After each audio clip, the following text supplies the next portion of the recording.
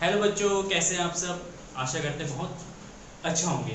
बच्चों, आज इस वीडियो में हम बात करने वाले हैं प्रतिरोधों के संयोजन के बारे में। ठीक है ना। प्रतिरोधों को किस तरीके से संयोजित किया जाता है, और सबसे पहला मोस्ट इंपॉर्टेंट क्वेश्चन यहाँ पे ये बनता है कि प्रतिरोधों को क्यों संयोजित किया जाता है। ठीक है, प्रतिरोधों को संयोजित इसलिए किया जाता है क्योंकि जैसे किसी वैद्युत परिपथ में अगर हमें एक डिजायर वैल्यू का एक धारा चाहिए, जैसे मान लेते हैं, मान लो कि इस वाले सर्किट में एक परिपथ है, ये हमारे पास एक सेल है। इस सेल के कारण इस परिपथ में 10 एम्पीयर की धारा प्रवाहित हो रहा है। मान लो ये हमारा 10 वोल्ट का है और 10 एम्पीयर की धारा प्रवाहित हो रहा है। हम चाहते हैं कि यहाँ पे इस परिपथ में धारा जो है वो कम हो, हमें कम धारा चाहिए, हमें चाहिए 5 एम्पीयर का। कितना चाहिए? 5 एम्पीयर का। अगर 10 से 5 एम्पीयर का करंट अगर हमें चाहिए इस परिपथ में, तो हमें क्या करना पड़ेगा, इस परिपथ की जो प्रतिरोध है उसको हमें बढ़ाना पड़ेगा। ये कोई इलेक्ट्रिकल इंस्ट्रूमेंट है, मान लो कोई बल्ब है, तो उसको चलाने के लिए 10 एम्पीयर का करंट चाहिए। ठीक है ना। तो इसके साथ हमें क्या करना पड़ेगा, इस बल्ब के साथ इसके साथ एक और प्रतिरोध को यहाँ पे समांतर क्रम में, सॉरी श्रेणी क्रम में जोड़ना पड़ेगा। अगर हम जोड़ देंगे तो यहाँ पे धारा जो है वो 10 के कंपैरिजन में कितना जाएगा, 5 हो जाएगा। तो इसका मतलब है कि किसी भी परिपथ में एक डिजायर करंट को फ्लो कराने के लिए कभी कभी संधारित्र को, सॉरी कभी कभी प्रतिरोध को जोड़ना पड़ता है। ठीक है। या कोई हम सर्किट बना रहे हैं, कोई सर्किट डिजाइन कर रहे हैं, और उस सर्किट में मान लो 10 एम्पीयर का एक, सॉरी 10 ओम का एक हमारे पास रेजिस्टेंस चाहिए उस सर्किट को बनाने के लिए, लेकिन हमारे पास एक 2 ओम का रेजिस्टर है, एक 3 ओम का रेजिस्टर और एक 5 ओम का रेजिस्टर। हमारे पास एट अ इंस्टेंट 10 ओम का रेजिस्टर अवेलेबल नहीं है। तो उस सर्किट को डिजाइन करने के लिए हमें क्या करना पड़ेगा, हमें इन तीनों रेजिस्टर को जोड़ के एक 10 ओम के डिजायरेबल रेजिस्टर को बनाना पड़ेगा। ठीक है। तो इसलिए हमें क्या करना पड़ता है, कभी कभी प्रतिरोधों का आपस में जोड़ना पड़ता है, जिसको हम क्या कहते हैं, प्रतिरोधों का संयोजन कहते हैं। ठीक है, क्लियर है। चलिए अब देखते हैं प्रतिरोधों का संयोजन कितने प्रकार से किया जा सकता है। तो बेसिकली प्रतिरोधों का जो संयोजन है 2 प्रकार से होता है, एक श्रेणी क्रम संयोजन होता है और एक समांतर क्रम संयोजन होता है, जो कि आप क्लास 10th में पढ़ चुके हैं। तो सबसे पहला हेडिंग आप डालना श्रेणी क्रम संयोजन। श्रेणी क्रम संयोजन, ठीक है ना। इसको हम सीरीज कॉम्बिनेशन भी कहते हैं, सीरीज कॉम्बिनेशन। ठीक है, कौन सा कॉम्बिनेशन है, सीरीज कॉम्बिनेशन। देखिए सीरीज कॉम्बिनेशन को या श्रेणी कॉम्बिनेशन को एंड टू एंड कनेक्शन भी कहते हैं, and to and connection.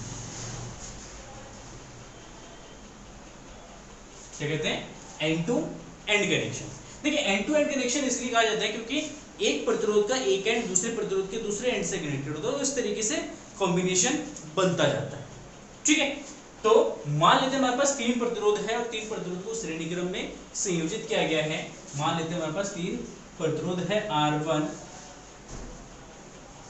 R2, R3। ठीक है। और इनके बीच में एक बैटरी को जोड़ा गया है, या किसी एक सेल को जोड़ देते हैं। ठीक है। देखिए इसमें श्रेणीक्रम संयोजन में क्या होगा, सिंपल सी बात है, श्रेणीक्रम संयोजन में एंड टू एंड कनेक्शन हो। देखिए फर्स्ट प्रतिरोध का बी एंड, फर्स्ट प्रतिरोध का बी एंड मतलब सेकंड एंड, सेकंड के फर्स्ट एंड से कनेक्टेड है। सेकंड प्रतिरोध का सेकंड एंड थर्ड प्रतिरोध के फर्स्ट एंड से कनेक्टेड है, और इस तरीके से एंड टू एंड कनेक्शन क्या होता है, इसका बनता जाता है। ठीक है, बी सी और ये जो ए और ये वाला पॉइंट ले लेते हैं हम डी। ठीक है। मान लेते हैं इसका विभवांतर कितना है, V है, इसका प्रतिरोध R1, इसका प्रतिरोध R2 और इसका प्रतिरोध R3। क्लियर है।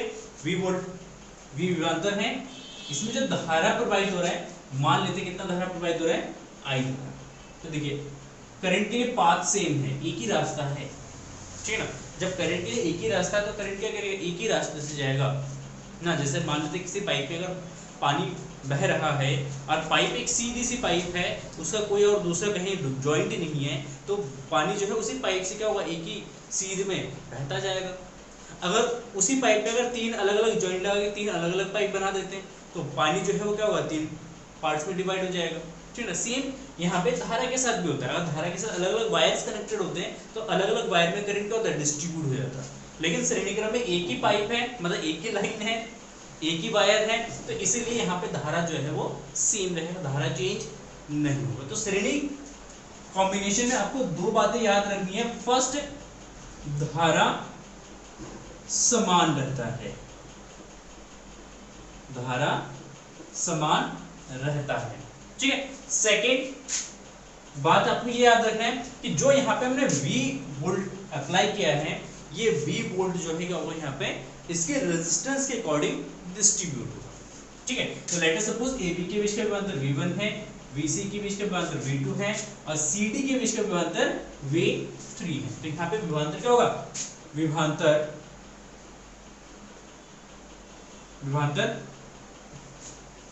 डिस्ट्रीब्यूट होता है, मतलब अलग अलग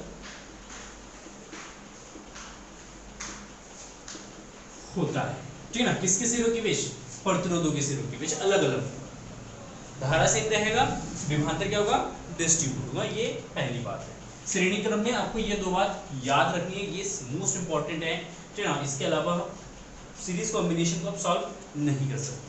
तो देखिए सबसे पहले यहाँ पे बात करते हैं R1, R2 एंड R3, ठीक है। देखिए मान लेते हैं, माना R1, R2, R3 श्रेणी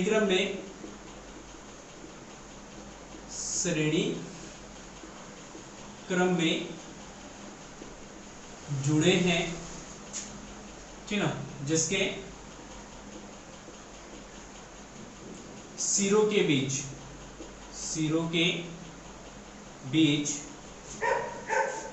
विभवांतर क्रमशः V1, V2, V3 है तथा परिपथ में धारा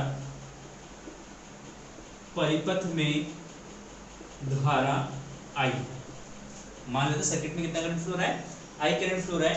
तो ओम के नियम के अनुसार तो कुल विभवांतर, सबसे पहले लिखते हैं कुल विभवांतर, ठीक है, V बराबर, जो ये कुल विभवांतर V है, चलिए यही विभवांतर क्या हुआ, 3 पार्ट्स में डिवाइड हुआ, तो V इज इक्वल टू हो जाएगा V1 plus V2 plus V3, ये हो जाएगा समीकरण नंबर A। अब लगाते हैं ओम का नियम। ओम के नियम से देखिए, ओम का नियम अगर अप्लाई करेंगे, सिंपल सा रूल है, ओम का नियम कहते हैं कि इसके सिरों के बीच जो विभवांतर होगा V1 बराबर हो जाएगा I R1 के बराबर, V2 जो है वो हो जाएगा I R2 के बराबर and V3 is equal to जाएगा I R3 के बराबर, ठीक। तो अलग अलग सिरों, प्रतिरोध के सिरों के बीच का जो विभवांतर हो जाएगा V1 is equal to I R1 हो जाएगा, V2 is equal to I R2 हो जाएगा and V3 is equal to I R3 हो जाएगा, क्योंकि धारा सब में क्या है, समान है, ठीक है। इसका मान उठा के यहाँ पे रख देंगे तो V बराबर हो जाएगा I R1 plus I R2 plus I R3। देखिए इसमें से कॉमन आ जाएगा I को कॉमन लेंगे तो R1 plus R2 plus R3, R1 plus R2 plus R3, V is equal to this, ठीक है, क्लियर है। मान लेते हैं यदि परिपथ की तुल्य प्रतिरोध R है, तो देखिए अगर परिपथ का तुल्य प्रतिरोध अगर R होता है तो यहाँ पे V इज इक्वल टू हो जाएगा, क्योंकि विभवांतर उतना ही रहेगा, धारा उतना ही प्रवाहित होगा, तो V is equal to I R हो जाएगा। V इक्वल टू कितना जाएगा, I R। V का वैल्यू इस वाले इक्वेशन में, यहाँ पे सेकंड वाले इक्वेशन में रखते हैं, समीकरण 2 से I R is equal to I R1 plus R2 plus R3, I से I क्या जाएगा, कैंसल, तो यहाँ पे R बचेगा, R is equal to R1 plus R2 plus R3। ये जो हमारा तुल्य प्रतिरोध के लिए सूत्र, ठीक है। यहाँ पे तुल्य प्रतिरोध हम ये देख सकते हैं कि तुल्य प्रतिरोध किसी भी नेटवर्क का, किसी भी परिपथ का तुल्य प्रतिरोध अलग अलग प्रतिरोधों के योग के बराबर होगा, ठीक है ना, इंडिविजुअल रेजिस्टेंस के योग के बराबर होता है।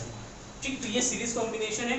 याद आपको ऐसे रखना है, सीरीज कॉम्बिनेशन में धारा समान होता है। अगर धारा समान है तो प्रतिरोध श्रेणी क्रम में होगा। श्रेणी क्रम में विभवांतर क्या होता है, अलग अलग होता है, डिस्ट्रीब्यूट होता है, कुल विभवांतर होता है V1 V = V1 + V2 + V3। और इसके लिए श्रेणी क्रम के लिए तुल्य प्रतिरोध का जो फॉर्मूला होता है R = R1 + R2 + R3। ठीक है, तो नोट कर लो इसको। आगे बढ़ते हैं समांतर क्रम में। चलिए देखते हैं नेक्स्ट, प्रतिरोधों का समांतर क्रम संयोजन। समांतर क्रम संयोजन, ठीक है। समांतर क्रम संयोजन को हम कहते हैं पैरेलल कॉम्बिनेशन, पैरेलल कॉम्बिनेशन, ठीक है। और इसको मैं नाम देता हूं point two point connection, point two point connection. देखिए, पॉइंट टू पॉइंट कनेक्शन का मतलब क्या है कि जितने भी रेजिस्टेंस कनेक्टेड होंगे, अगर वो दो पॉइंट के बीच में कनेक्टेड है, इसमें दो पॉइंट के बीच में अगर कनेक्टेड है, तो वो सारा कॉम्बिनेशन जो होगा वो हमारा पैरेलल कॉम्बिनेशन है। ठीक है, समझते हैं फिर से अगेन। पैरेलल कॉम्बिनेशन में समांतर क्रम संयोजन में क्या होता है कि जितने भी रेजिस्टर को या जितने भी प्रतिरोधों को आप क्या करोगे, समांतर क्रम में संयोजित करोगे, तो उसके लिए जरूरत है कि उन सभी रेजिस्टेंस को किसी दो पॉइंट के बीच में कनेक्ट करना पड़ेगा। सीरीज में क्या होता था, एंड टू एंड कनेक्शन, एक के बाद एक, एक के बाद एक, एक के बाद लाइन से हम जोड़ते जाते थे। इसमें दो पॉइंट के बीच में क्या करना पड़ेगा, जोड़ना पड़ेगा। तो लेट्स सपोज कि हमारे पास दो पॉइंट है ए एंड पॉइंट बी, ठीक है। तो जितने भी रेजिस्टर्स आप कनेक्ट करोगे, चाहे दो रेजिस्टर कनेक्ट करो, 3 करो, 4 करो, 5 करो, जितना भी करना है, उन सारे रेजिस्टर को ए और बी के बीच में ही आपको जोड़ना पड़ेगा। ठीक है, तो देखिए फर्स्ट रेजिस्टर मान लेते हैं यहाँ पे इस तरीके से 3 रेजिस्टर को हम कनेक्ट करते हैं। लेट्स सपोज ये एक रेजिस्टर हो गया, ठीक है। इसके साथ एक रेजिस्टर ये कनेक्ट कर दिया हमने, ठीक हो गया। एक रेजिस्टर हमने ये कनेक्ट कर दिया इस तरीके से, ठीक है। तो ये जो कॉम्बिनेशन है, ये कॉम्बिनेशन कहलाएगा हमारा समांतर क्रम संयोजन। अरे ए और बी जो पॉइंट है, ए और बी पॉइंट के बीच में हम क्या करेंगे, एक बैटरी को जोड़ देंगे ताकि इनके बीच एक विभवांतर लगाया जा सके। ये भी विभवांतर हो गया, ठीक है। मान लेते ये R1 रेजिस्टर है, ये R2 रेजिस्टर है और ये R3 रेजिस्टर है, ठीक है। क्लियर है।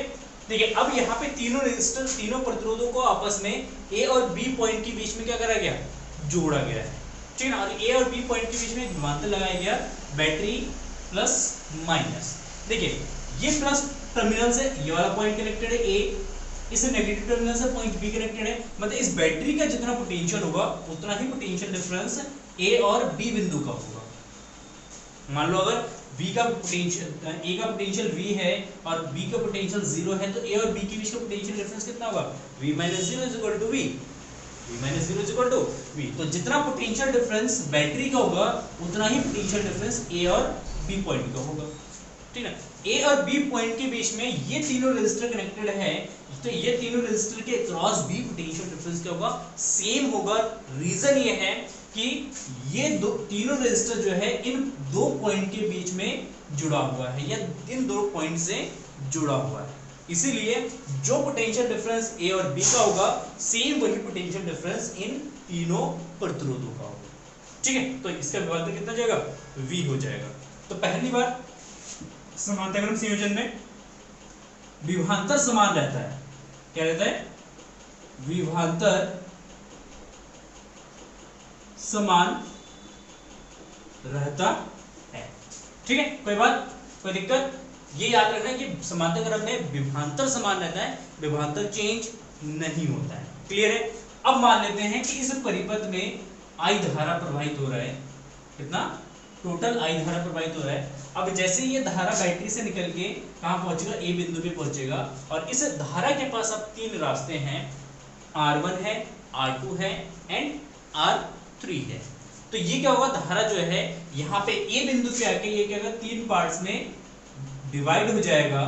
लेट सपोज R1 में धारा I1 है, इसमें I2 है और इसमें I3 है।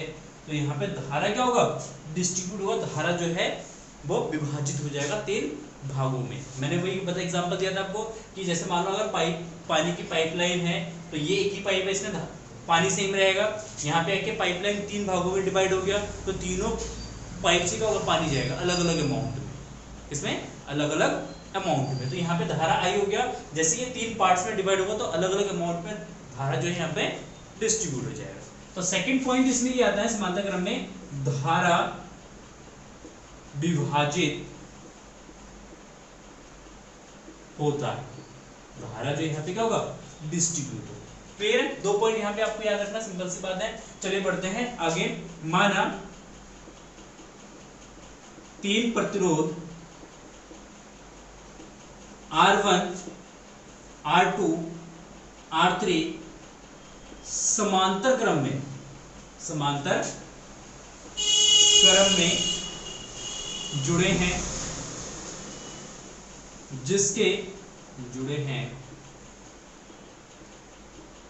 जिसके सिरों के बीच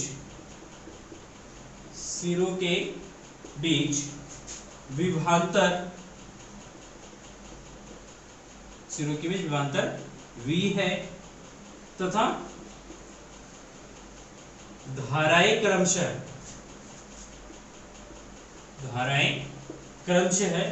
I1, I2 एंड I3, ठीक है। ये सिंपल सा कॉन्सेप्ट है। धारा जो है वो डिफरेंट होगा। तो कुल धारा कितना परिपथ में, कुल धारा I इज इक्वल टू, क्योंकि ये I जो है तीन पार्ट्स में डिवाइड हुआ तो I इज इक्वल टू क्या जाएगा, I1 plus I2 plus I3, ये जाएगा समीकरण नंबर 1। ओम के नियम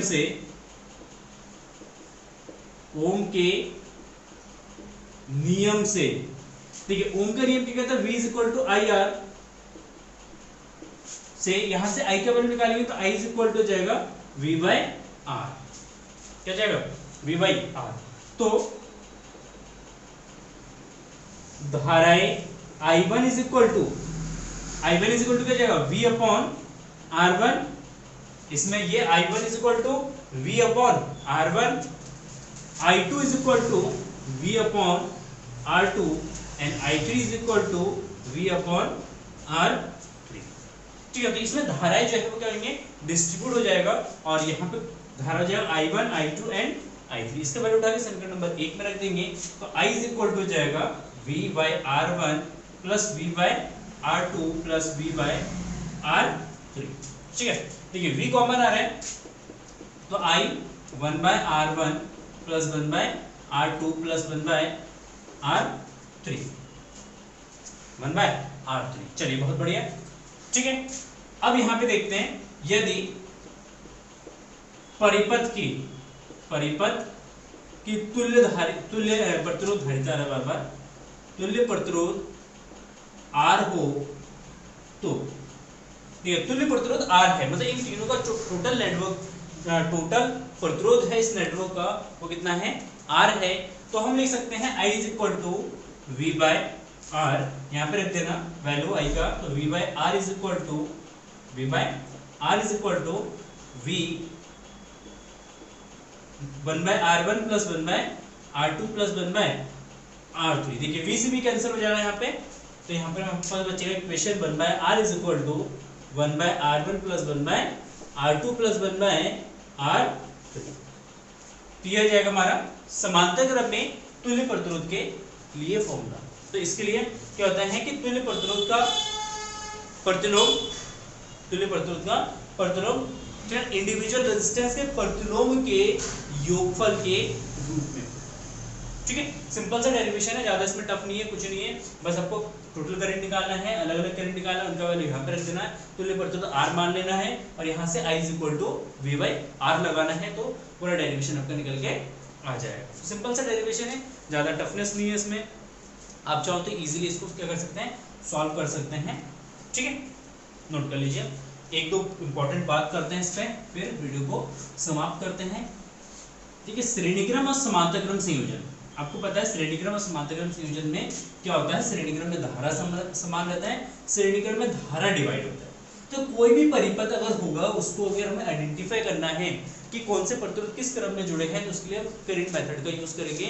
उसमें देखिए करंट डिस्ट्रीब्यूट हो रहा है तो श्रेणीक्रम सॉरी समांतरक्रम में अगर करंट सेम रह रहा है तो वो हमारा श्रेणीक्रम में होगा। ठीक है, अगर धारा देखिए श्रेणीक्रम के लिए फॉर्मूला क्या है, R = R1 + R2 + R3। ठीक है ना, समांतरक्रम के लिए फॉर्मूला है 1/R = 1/R1 + 1/R2 + 1/R3। कुछ इंपॉर्टेंट बातें यहाँ पे, पहली बात कि श्रेणीक्रम में तुल्य धारिता बढ़ती है। फर्स्ट, श्रेणी क्रम में तुल्य धारिता कह रहा हूं, सॉरी बार बार आ जा रहा है, ठीक ना, आप कहीं धारिता अगर बोल दो तो प्रतिरोधी समझना। ठीक है, तुल्य धारिता नहीं प्रतिरोध, तुल्य प्रतिरोध क्या होता है, बढ़ता है, मैक्सिमम होता है यहाँ पे।